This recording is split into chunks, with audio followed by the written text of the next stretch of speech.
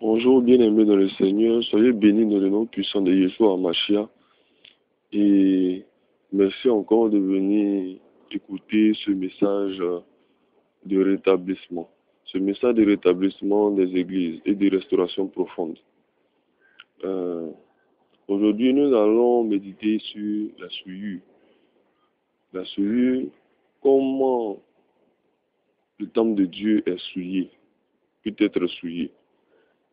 Et depuis l'Ancien Testament, sinon l'Ancienne Alliance jusqu'à la Nouvelle Alliance, qu'est-ce qu'on appelle le temple de Dieu? A-t-il été toujours un bâtiment? Est-il resté un bâtiment? Est-il devenu l'homme, etc. Nous allons voir ces choses-là. Et nous allons voir l'essentiel.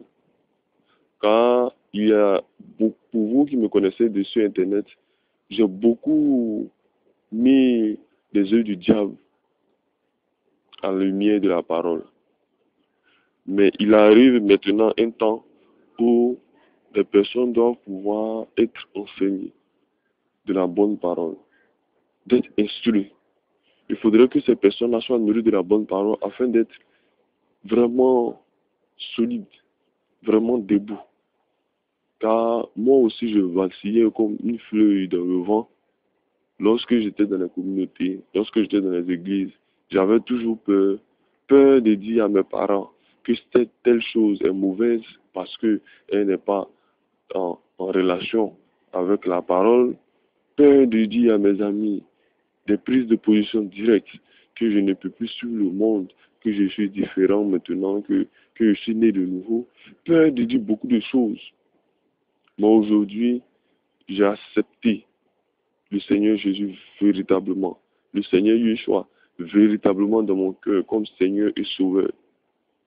Et je ne peux rien faire sans lui. Et même quand il arrivait que je tombe en faisant des erreurs, en péchant, mais j'ai tellement mal dans le cœur que ma repentance est directe même immédiate. Et c'est à cela que je vais vous conduire à aimer véritablement le Seigneur Yeshua. Et vous, vous, lorsqu'il arrivera que vous commettriez des erreurs, il faudrait que vous puissiez véritablement demander pardon et vous repentir. Car celui qui cache une erreur, celui-là même est passible de mort. Car cette erreur-là lui sera imputée. Donc maintenant, nous allons voir qu'est-ce que c'est que la souillure. Il faut noter que la souillure, nous pouvons donner plusieurs définitions et sens en fonction du contexte, mais j'ai retenu ici, souiller, c'est salir, profaner, rendre impur. Et nous pouvons voir que qu'est-ce qui peut être souillé? Voilà. Et je l'avais dit tout à l'heure que nous allons voir les deux sortes de temples qui ont existé, qui existent pour Dieu et dans lesquels Dieu règne.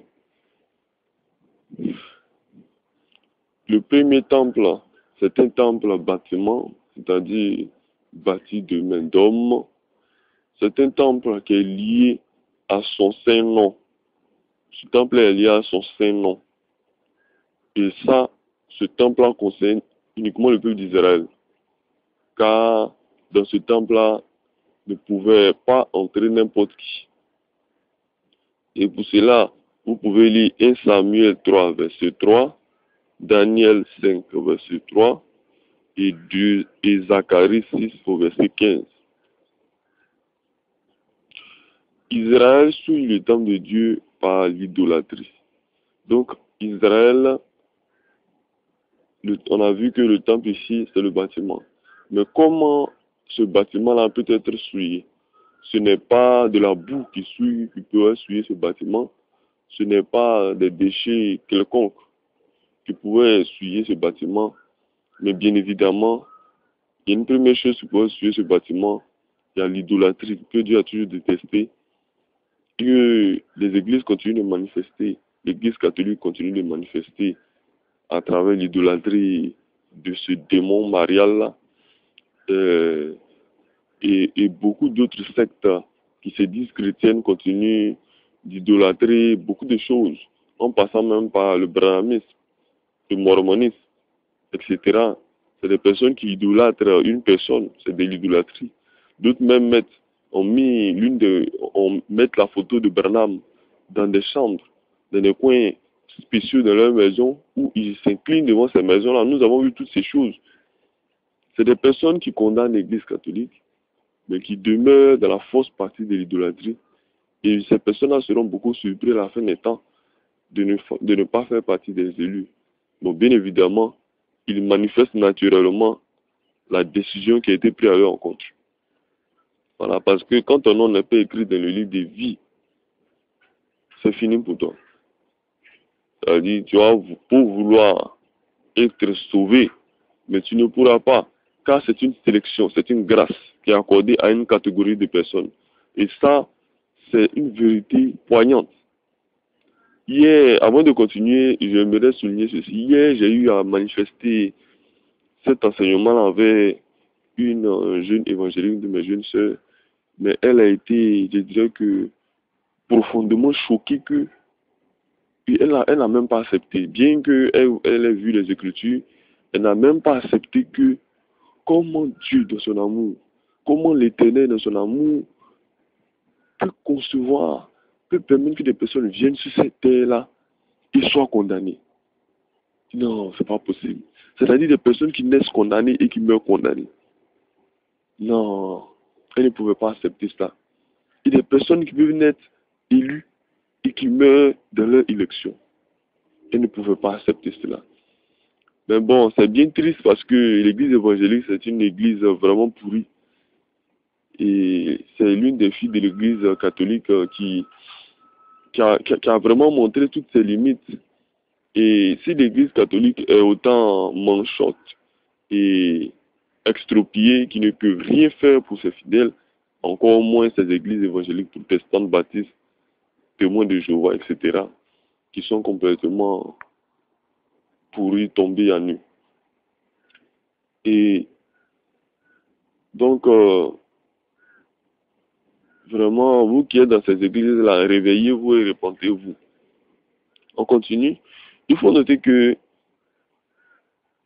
Israël était souillé par l'idolâtrie. Nous avons dit Ézéchiel 36, versets 21 à 23, Ézéchiel 43, verset 7. Il faut noter aussi que Israël était souillé par le cadavre des rois.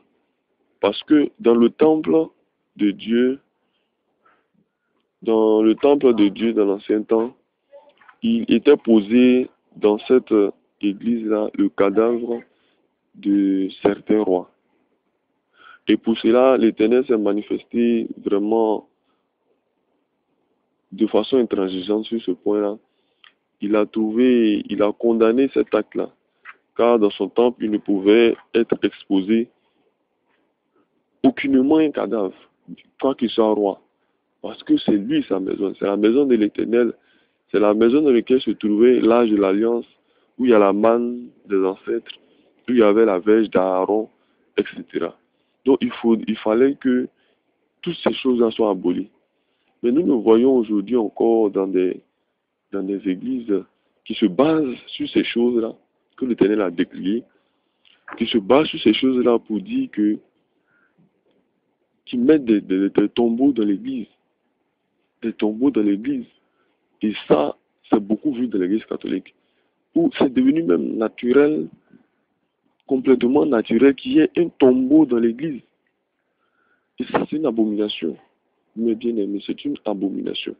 Vous allez fouiller partout dans les Écritures, vous n'allez voir aucun verset, vous n'allez voir aucun chapitre dans lequel l'Éternel agrée que dans son temple, il peut avoir un tombeau. C'est pas possible.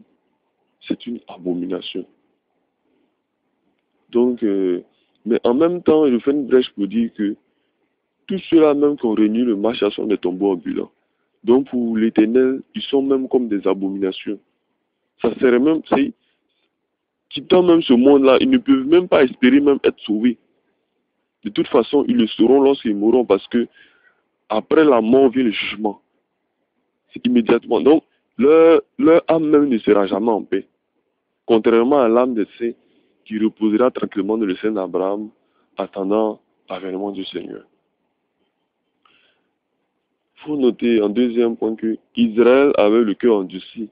Donc vous pouvez voir cela en Ézéchiel 2, versets 5 à 6. Malgré que l'Éternel leur ait dit ce qui suyait son temple, l'idolâtrie, le cadavre des rois, leur comportement face aux nations, la dîme que nous avons vu il y a de cela quelques jours, la dîme qui ne payait pas, d'autres se cachaient, l'offrande, toutes ces choses-là, la circoncision, toutes ces conduites-là qui offensaient profondément Dieu, bien qu'il ait dit toutes ces choses, ces personnes-là continuaient. Et donc, quelle était la sanction de l'Éternel? L'Éternel maudit Israël qui a le cœur endurci. Ézéchiel 6, versets 4 à 13, 8, 10 à 11, on peut voir encore 7, 19 à 20 et 8, 6 à 18. Mais j'aimerais qu'on lise Ézéchiel 8, 6 à 18 ensemble. Et il me dit, fils de l'homme, vois-tu ce qu'ils font, les grandes abominations que commet ici la maison d'Israël, pour que je m'éloigne de mon sanctuaire? Mais tu verras encore d'autres grandes abominations. Alors il me conduit à l'entrée du parvis. Je regardais et voici il y avait un trou dans le mur. Et il me dit, fils de l'homme, perce la muraille. Je perçai la muraille et voici il y avait une porte. Et il me dit, entre et vois les méchantes abominations qu'ils commettent ici. J'entrai et j'ai regardé. Et voici il y avait toutes sortes de figures de reptiles et de bêtes abominables. Et toutes les idoles de la maison d'Israël, peintes sur la muraille tout autour. 70 hommes des anciens de la maison d'Israël, au milieu desquels était Jaazania, fils de Shaphan, se tenaient devant ces idoles. Chacun l'encensoir à la main, et il s'élevait une épaisse nuée d'encens. Et il me dit, fils de l'homme, vois-tu ce que font dans les ténèbres les anciens de la maison d'Israël, chacun dans sa chambre, pleine de figures? Car ils disent, l'Éternel ne nous voit pas, l'Éternel a abandonné le pays. Et il me dit, tu verras encore d'autres grandes abominations qu'ils commettent. Et il me conduisait à l'entrée de la porte de la maison de l'Éternel, du côté du septentrion. Et il y avait là des femmes assises qui pleuraient à mouche. Et il me dit, vois-tu, fils de l'homme, tu verras encore d'autres grandes abominations, plus grandes que celles-là. Et il me conduisit dans le parvis intérieur de la maison de l'Éternel. Et voici à l'entrée du temple de l'Éternel, entre la portique et l'autel, il y avait environ 25 hommes tournant le dos au temple de l'Éternel et le visage vers l'Orient. Et ils se prosternaient à l'Orient devant le soleil.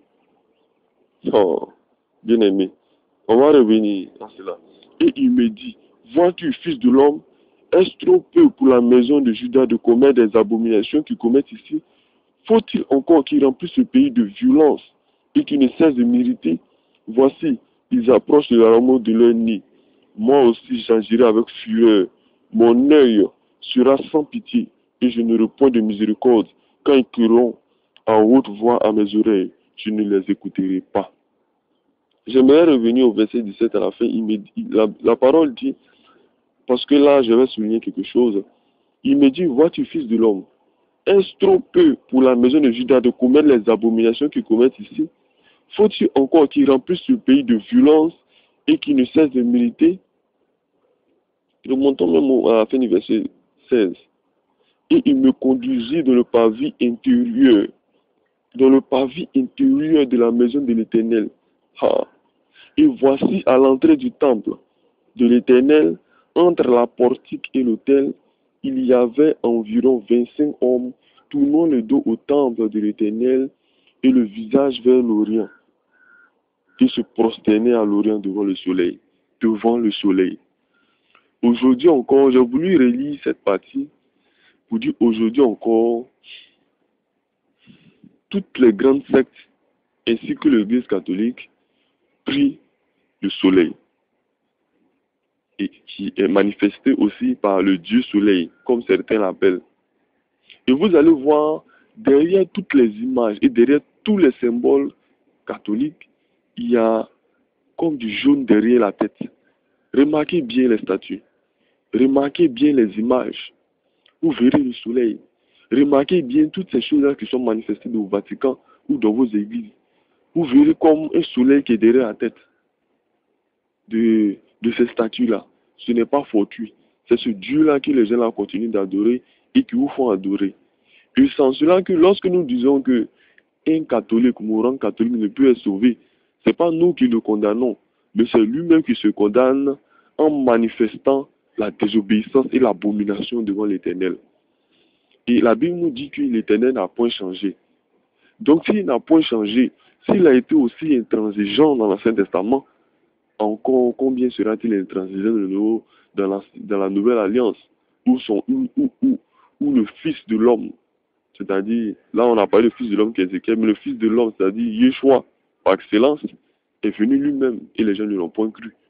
Et là, la sanction sera terrible. Donc vous qui écoutez ce message, vous qui êtes partout à travers le monde, vous qui m'avez connu ou qui ne m'avez pas connu,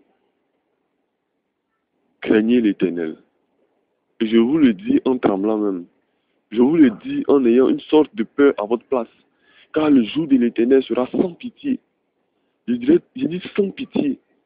Il veillera même à ce que les malheurs là soient exacts. Il dit, j'agirai avec fureur, mon œil sera sans pitié. Et on voit même dans l'Apocalypse comment l'Éternel va traiter les nations païennes. Quand je dis les nations païennes, pas que les nations sont païennes parce que loin d'Israël. Oui, il existait un temps où ces nations étaient jugées païennes parce qu'étant loin d'Israël, parce que la nation, lui, était seulement Israël. Mais aujourd'hui, une nation est dit païenne par les catégories de peuples qui n'ont pas accepté le Christ, le Machia, tout simplement. Donc, bien aimé, on va continuer. Donc, vous voyez comment l'Éternel a agi dans ce temps-là pour des personnes-là qui ont profané le temple. Ça, il s'agit du temple bâtiment. Nous ne sommes même pas encore arrivés au vrai temple. Voici. Dans la nouvelle alliance, le temple de Dieu est devenu l'homme. L'homme. Oui. Le temple de Dieu est devenu l'homme. Vous pouvez voir en cela 1 Corinthiens 3, 16 à 17. Et notons que tel Dieu a détruit ceux qui ont profané son temple dans l'ancien temps, tel aussi ceux qui suivront leur propre corps, l'Éternel les détruira certainement. Dans l'ancien temps, de la même manière que le temple là a été profané et que la sanction a été pour tout Israël, de cette même manière-là, pour ceux-là même qui détruisent leur corps, en suivant le monde,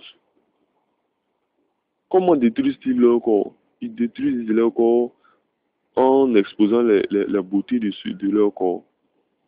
Comme on le dit, les habits courts, les habits très courts. En ce qui concerne les femmes, les habits courts, et elles appellent ça la mode. Il y a ce qu'on appelle, au niveau des hommes, on voit des personnes qui se portent, qui se prennent en short, laissant la protubérance de leur sexe à l'extérieur. Pour eux, c'est une forme de séduction. Nous voyons des femmes qui s'habillent avec des habits, je dirais que sexy, et qui incitent des personnes dans la désobéissance. Parce que, bien évidemment, le marché a dit que ceux qui commettent l'adultère, ce n'est pas seulement ceux qui commettent l'acte, mais ceux-là même qui ont l'idée là même dans leur esprit et qui commettent en pensée, ils commettent aussi l'adultère. Donc, elles poussent des personnes à commettre l'adultère. Et ces hommes-là poussent des personnes aussi à commettre l'adultère. Ils profanent le temple de Dieu. Ils profanent le temple du Saint-Esprit. Et donc, ces personnes-là seront profanées. Toutes ces personnes-là qui suivent le monde, qui suivent la mode, qui suivent les superstars, qui écoutent les musiques mondaines et qui pratiquent ces choses-là, en laissant encore leurs cheveux tressés en ce qui concerne les hommes, en suivant ces modes-là de superstars, de Lil Wayne, de Michael Jackson, de, de toutes ces choses-là, je dirais que abominables, c'est vraiment triste. Quand on voit toutes ces personnes-là, hier c'était Vanessa Paradis J'avais été pris comme modèle, mais aujourd'hui, on a des superstars comme les Céline Dion, comme des Rihanna, qui sont des prêtresses de Lucifer. Beaucoup de personnes ne parlent plus, et ça, j'aimerais le souligner une fois pour toutes. Ne vous laissez pas tromper, chers amis, de par les témoignages et de par les histoires quelconques qu'on vous raconte dans le monde. Car j'ai beaucoup remarqué que lorsque j'annonce la bonne nouvelle à certaines personnes, ils ont à me dire, mais telle personne avait fait ça, j'ai entendu dire telle chose, j'ai eu tel témoignage de telle personne. Mais en ce qui concerne les Écritures, nous n'avons pas d'écrit concret. Je dis oui, ça c'est les témoignages, ça c'est les hommes. Nous n'étions pas là-bas quand ces choses se sont manifestées. Mais nous vous parlons ici de la parole. Non, ce que tu nous dis là, vraiment nous avons vu les manifestations. Aujourd'hui, tu viens nous dire le contraire. Comme si c'est moi qui avais écrit la Bible ou comme si elle appartenait à mes arrière-parents. Donc, bien aimés dans le Seigneur, nous vous disons toutes ces choses-là afin que vous soyez nourris de la nourriture solide et que vous ne soyez plus, je dirais que des enfants de Yahweh désarmés et inutiles à la moisson, inutiles à la proportion de la bonne nouvelle, mais des potentiels agents du diable en vous habillant de façon proxénète, en vous habillant de façon abominable, donnant ainsi, manifestant ainsi le diable, en laissant sortir de vos bouches toutes sortes de paroles haineuses, frustrantes. Vous adorez ainsi Satan. Bien-aimés dans le Seigneur, toutes ces choses-là, nous vous les disons, afin que vous soyez, vous aussi, des aigles, des gens bien bâtis dans la foi. Non, ne vous laissez pas tromper, bien-aimés de le Seigneur. Car si vous négligez cette parole-là que vous entendez aujourd'hui, vous serez condamné certainement. Et ça, je vous le dis, vous serez condamné certainement. Il faudrait que vous vous réveilliez. Il faudrait que vous croyiez et que vous soyez sauvés. Ne vous laissez plus séduire. Ne vous laissez plus tromper. Réveillez-vous. Et ça, bien évidemment, je lance ce message à tous ceux que le Seigneur a choisi de sauver de par ma voix, car beaucoup périront et la multitude négligera ce message. Donc, vraiment bien aimé dans le Seigneur, disons 1 Corinthiens 3,16.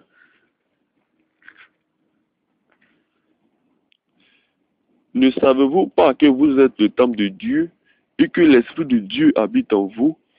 Si quelqu'un détruit le temple de Dieu, Dieu le détruira, car le temple de Dieu est saint et c'est ce que vous êtes.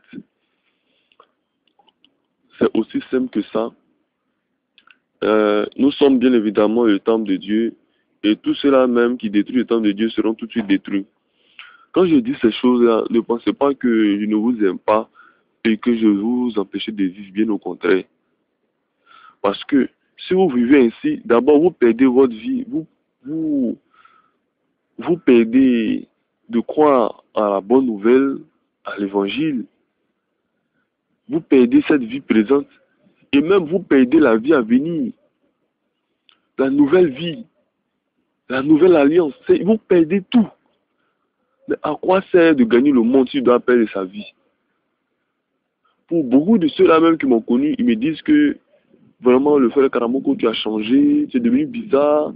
Avant, tu te connaissais, tu étais dans le monde, tu faisais comme nous, tu allais dans le bar, tu avais tu avais des copines, tu faisais beaucoup de ces choses-là. Mais aujourd'hui, tu, tu nous exposes, que c'est pas normal. Mais c'est parce que je vous aime que je fais ces choses-là. Car de même que j'ai connu le Seigneur, j'aimerais que vous le connaissiez et même davantage, afin que vous soyez sauvés. Car vraiment le temps est proche, le temps est court. Et nous avons vu comment le temple de Dieu peut être souillé, c'est le temple de Dieu qui est l'homme. Nous avons la conduite. Et là, vous pouvez voir Ézéchiel 36, 17. Mais il est très très important de lire comment le temple de Dieu qui est l'homme peut être souillé. Et c'est l'essentiel, le cœur de mon message d'aujourd'hui. Matthieu 15, verset 1 à 20. C'est la parole. La parole. La parole. Rappelez-vous que tout a été fait par la parole. Au commencement était la parole. La parole était avec Dieu, comme nous lisons la Genèse. Donc, Dieu étant habitant dans son temple, encore là, c'est la parole qui souille ce temple-là. Ézéchiel 15, verset 1 à 20.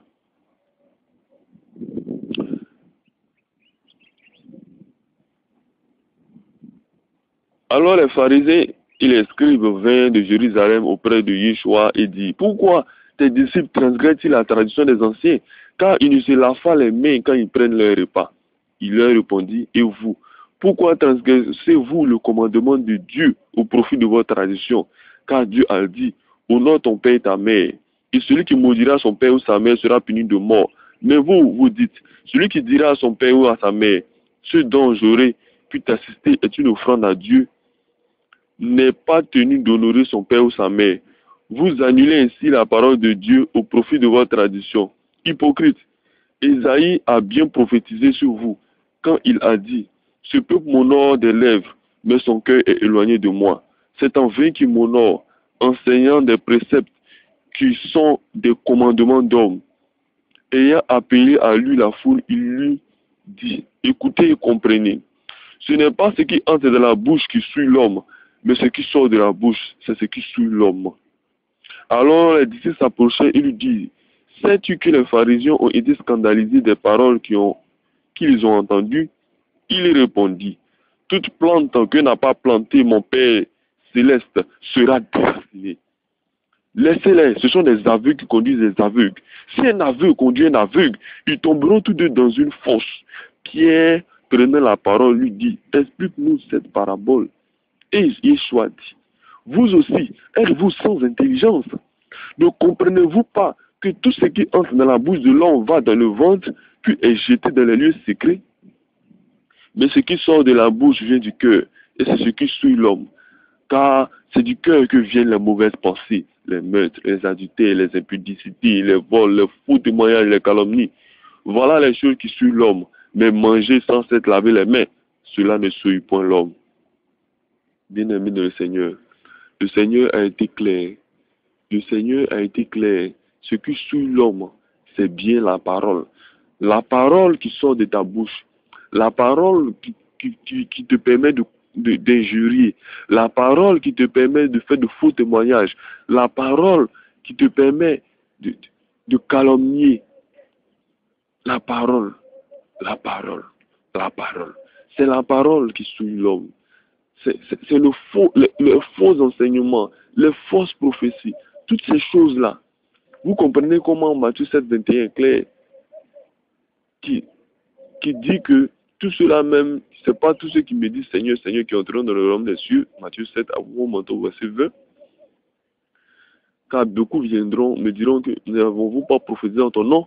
N'avons-nous pas fait? Bon, vous lirez ce verset à la maison, mais beaucoup seront surpris de ne pas être choisis le jour du jugement et d'être jetés dans le feu.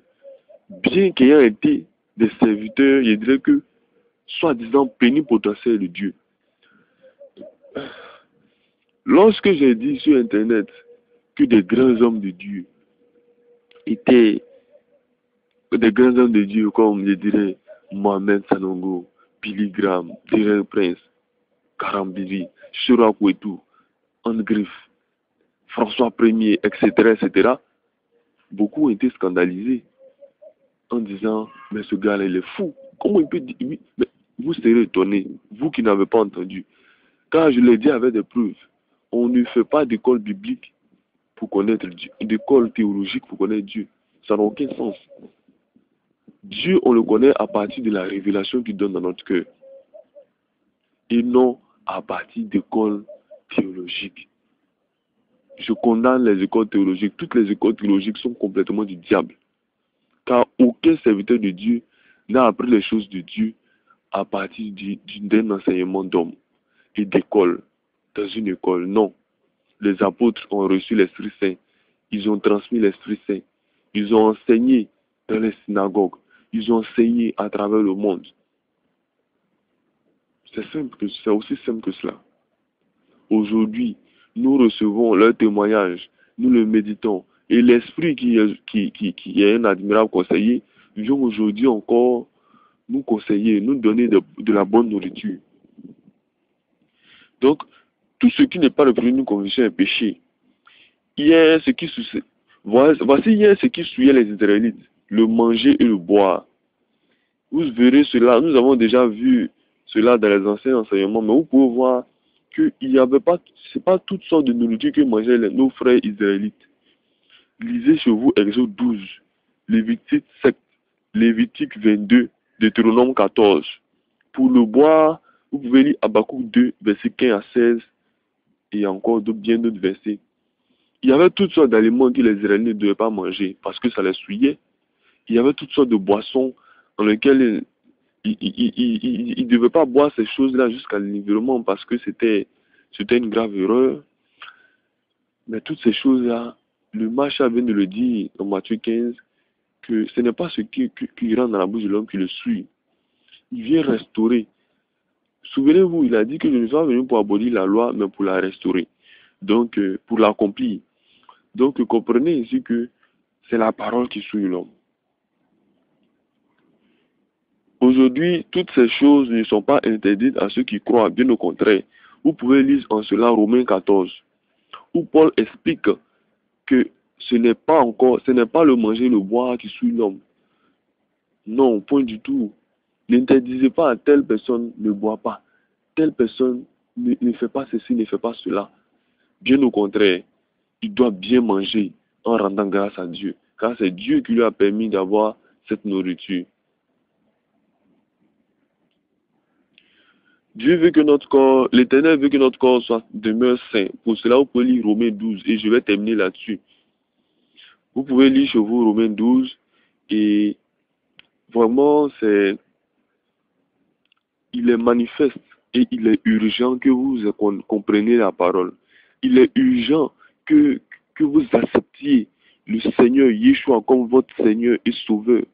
Il est urgent que vous naissiez de nouveau, car le temps vient où vous n'aurez plus le temps de vous repentir, où vous n'aurez plus le temps de manifester ces choses, mais vous serez condamnés. Pour vous qui avez cru, soyez bénis dans le nom puissant de Yeshua Mashiach.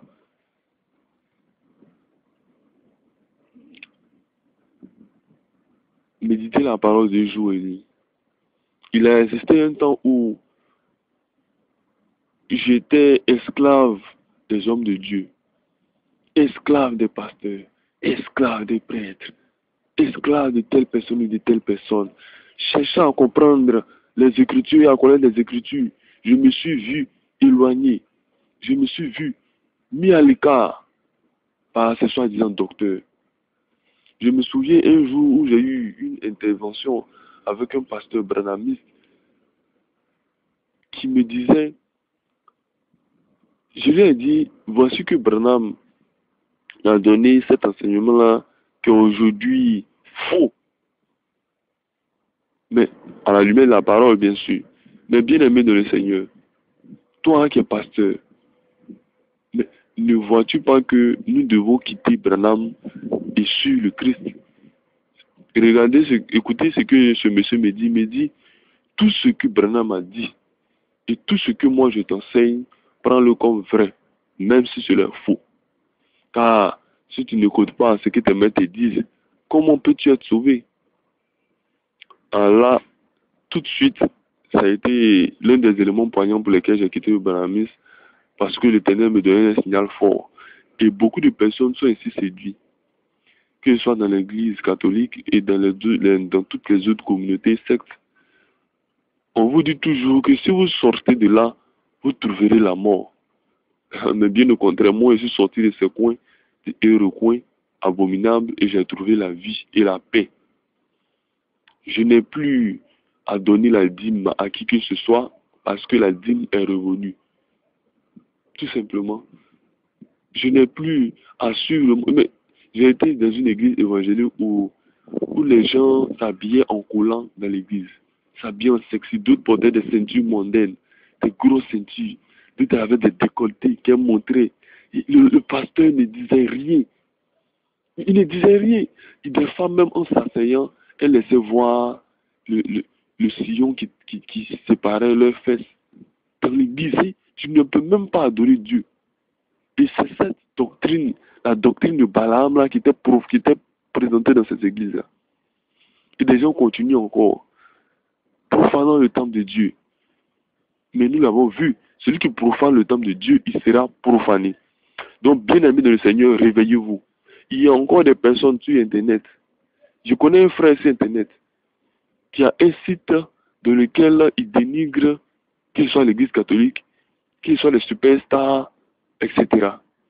Mais ce bien-aimé-là, il est encore dans une église apostate qui est l'église évangélique. Si vous connaissez ce bien-aimé-là, il a une église, il a un site Internet qu'on appelle Maranatha. Si vous le connaissez, vraiment, dites-lui, interpellez-le afin qu'il sorte. Car bien qu'il condamne ces choses, il peut se retrouver dans le temps de feu et de souffle. Voici son site www.maranatha21.blogspot.blog B-L-O-G spot spot.com. Ce bien-aimé-là, j'ai eu beaucoup à échanger avec lui. Mais bon, malheureusement, peut-être c'est pas par ma voix, il comprendra, peut-être c'est par votre voix. Donc, je reprends son site Blogspot. Maranatha, Maranatha 21, 2 point, blogspot, blogspot.com. Ce bien-aimé-là, interpellé afin qu'il se répande, afin qu'il quitte son église apostate et qu'il soit nourri de la nourriture solide. Je me souviens que lorsque j'étais encore petit dans la foi, ce bien-aimé-là, il m'a beaucoup aidé. Parce que j'ignorais certaines choses sur les superstars. Mais aujourd'hui, qu'ils comprennent que l'église et la communauté dans laquelle ils trouvent est une communauté complètement démoniaque. Car ils font des choses qui sont contraires aux Écritures. Et je l'ai aimé. C'est pourquoi je lui ai dit ces choses. Mais je l'aime, c'est pour cela que je vous dis encore ces choses afin que vous interveniez à son niveau pour qu'il soit repenti et pour qu'il soit sauvé. Vous pouvez bien vous mettre dans un lieu condamnant une secte. Mais si dans le lieu où vous vous trouvez est un lieu abominable, vous avez été séduit par le diable. Si vous vous trouvez dans l'église témoin de Jéhovah, cette secte-là, et vous vous mettez à condamner l'église branhamiste, vous aurez raison de connaître l'église branhamiste parce que c'est une église du diable. Mais vous aurez tort de rester dans l'église témoin de Jéhovah parce que c'est une église du diable. Et vous avez été séduit. Et le diable séduit encore beaucoup de personnes comme cela. Des personnes qui sont de l'église catholique, qui condamnent l'église catholique, mais qui sont dans une abomination, qui sont dans des sectes, qui sont dans des choses abominables. Mais bien aimé dans le Seigneur, je vous le dis avec un cœur repentant. Je vous le dis avec un cœur meurtri.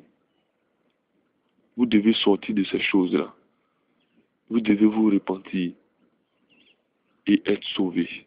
Soyez bénis dans le nom puissant de Yeshua Mashiach. Amen.